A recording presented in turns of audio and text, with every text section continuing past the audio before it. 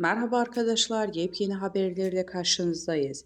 Fahriye Evcen ile Burak Özçivit'in lüks villalarını görenler hayran kaldı.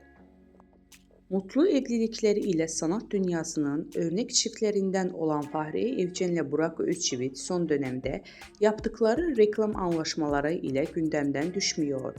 Son olarak bir mobilya markası ile anlaşma sağlayan ünlü çift, 2 yıllık anlaşma için tam tamına 8 milyon TL kazanmış.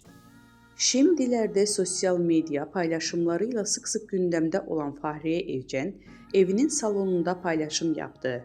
Evcen'in paylaşımlarından lüks evi dikkat çekti. Gold ve krem rengi hakim olduğu evi görenler hayran kaldı.